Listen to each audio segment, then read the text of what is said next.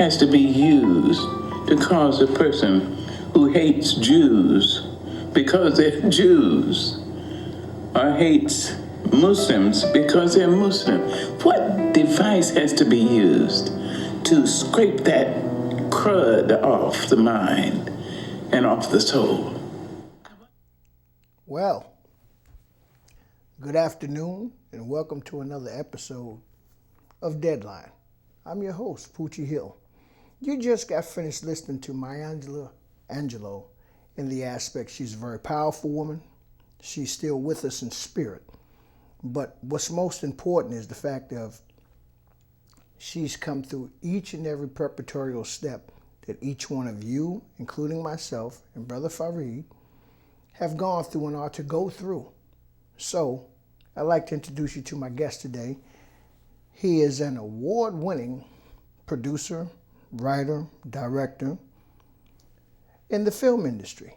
He also has credits to his name: Pictures, Pillow of Salt, Defer Too Dark to Presumption of Guilt, Race, Class, and Crime in America.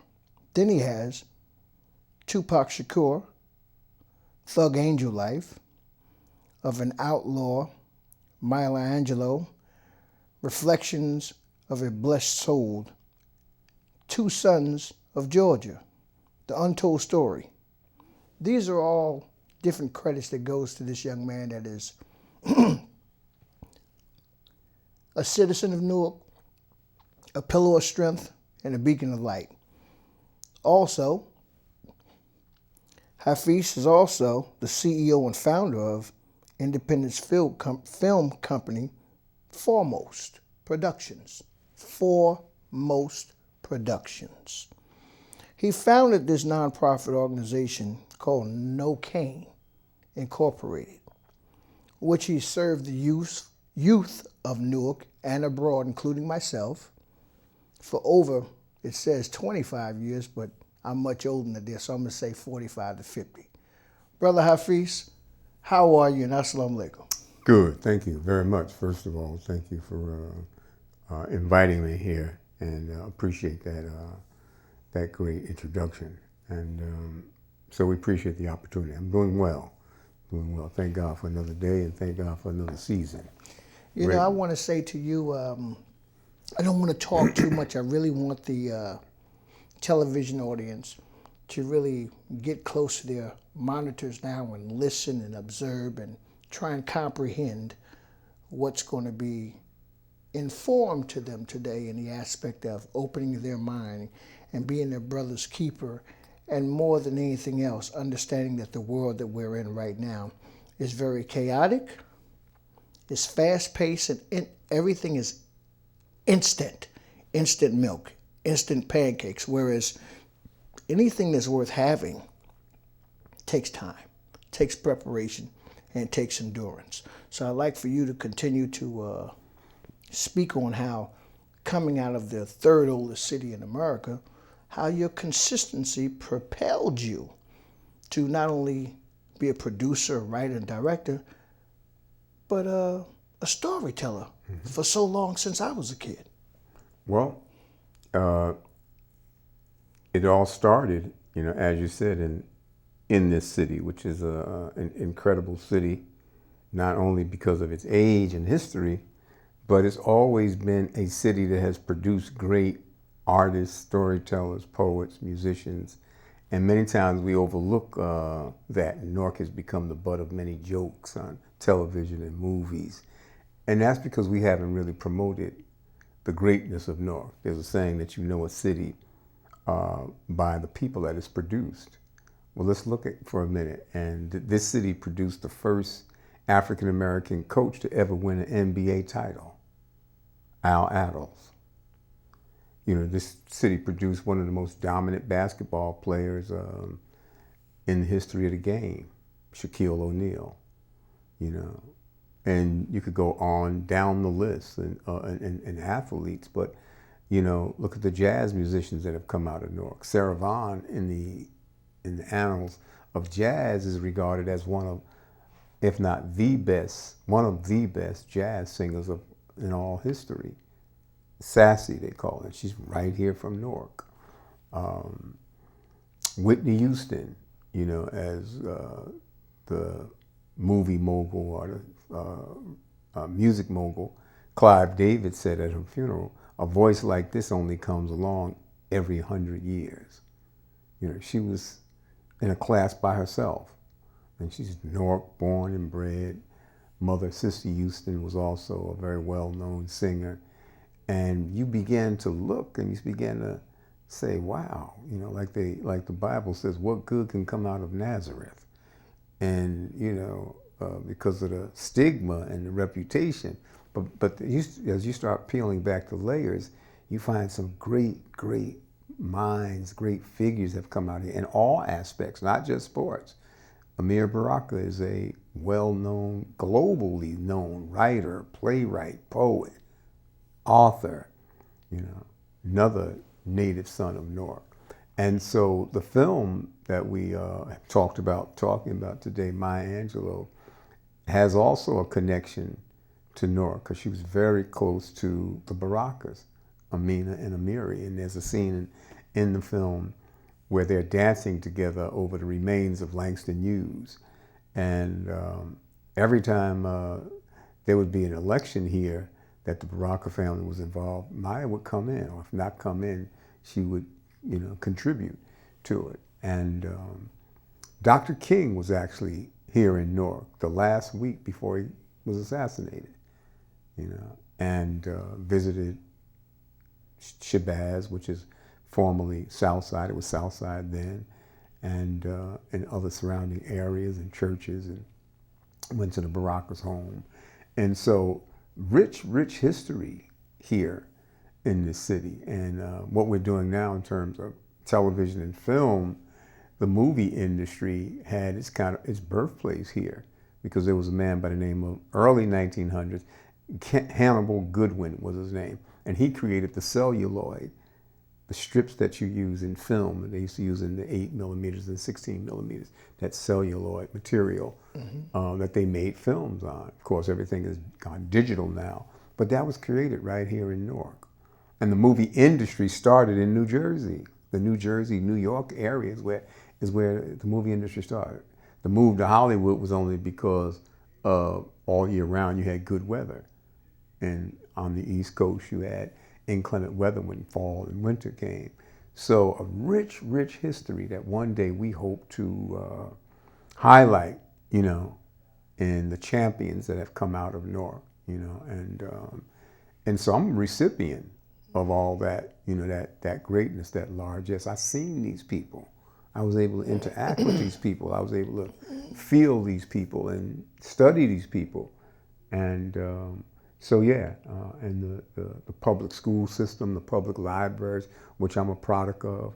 You could go down to the Newark Public Library and take out a reel. It would be in metal containers. You could take out films with a projector, with a 16 millimeter projector, with your library card.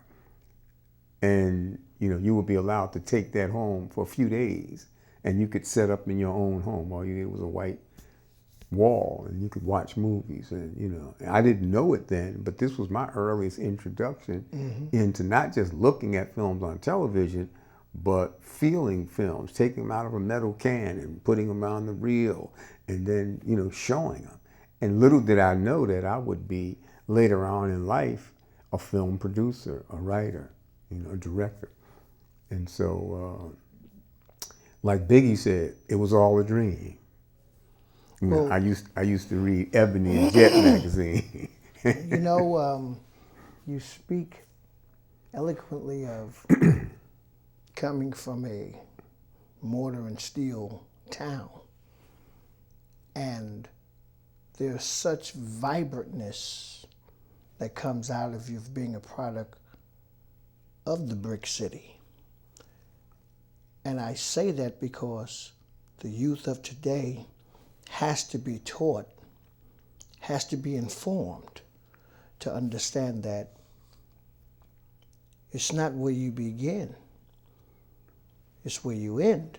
But by the same token, where you began is your foundation is what's going to carry you through the momentum of the good and the bad. Speak on that. Well, I think, as again, the film that we have been discussing and that will be shown on this, this platform sometime later this month, we hope, Maya Angelou, Reflections of a Blessed Soul. I'm a product of that kind of writing, that kind of poetry.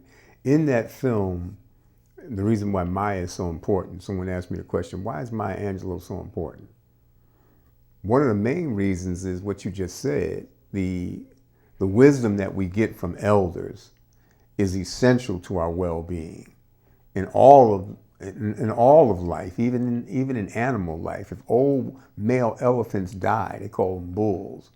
The young elephants go wild and they start rampaging through villages and killing people and livestock and other things because they don't have that connection with elders. That's a fascinating study that people who study the animal kingdom and find in order to understand human beings. And when we look at what's happening now to a segment, not all, but a segment of our youth without male figures, without older figures, not just male, but without elders passing down, life skills and living skills, they wind up being lost and not being able to find their way. Maya is important because she's one of those elders that has always passed down the traditions and the legacy. She was an elder when she was young. We use the term elder, and it seems to denote age, but the Native Americans have a saying. They say, you're an elder not because you're old chronologically or your years. The elders are the ones that keep the tradition. The elders are the ones that keep the proverbs, that keep the sayings that strengthen you. My word is my bond. Wise sayings and useful thoughts. Yeah, my word is my bond. My bond is my life, and I will give my life before my word shall fail. And we're still saying that today. That's an ancient, saying about the importance of your word, giving your word, and your word is your bond. And now here we are in 2024, and that's still, it's become a part of the language. Word is bond, And so Maya is one of those people. The oral tradition has always been part of who we are as a people. They call those historians in African culture griots.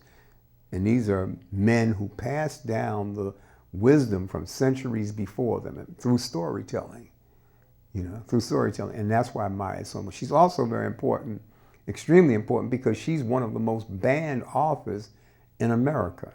And right now, Maya, with all the people who say they love her and all the people who, Maya is so charismatic, she's so beautiful, she's so wise. She's one of the most banned authors in the United States of America. Hafiz, you have to go back and give a little bit of history on where she came from. A lot of people don't know. Maya was actually born in Missouri, and as a very young child, was put on a train by a mother, I guess, struggling to survive in that environment. Missouri was a very racist place, as most states in this country, during that time. Her and her brother was put on a train and sent to a grandmother in Stamps, Arkansas. And that's where she grew up, in Arkansas, which also was a hotbed of racism and the Ku Klux Klan. And these are some of the things that shaped and molded her. I think the development of Maya's brilliance, her mind, came from being a voracious reader. She was raped very early in her life, at a very early age. And she wasn't even a teenager when that happened, according to her book, I Know Why the Caged Bird Sings. Can you repeat that again? Because a lot of young people have heard of that book, but they didn't know the thesis of why the title. One of the most famous books she wrote was I Know Why the Caged Bird Sings, and it should be required reading. But how can it be required reading when you have 22 states that's saying they're not going to teach Black history, or they're going to cherry pick what they teach of our history? So it's a very serious time. We are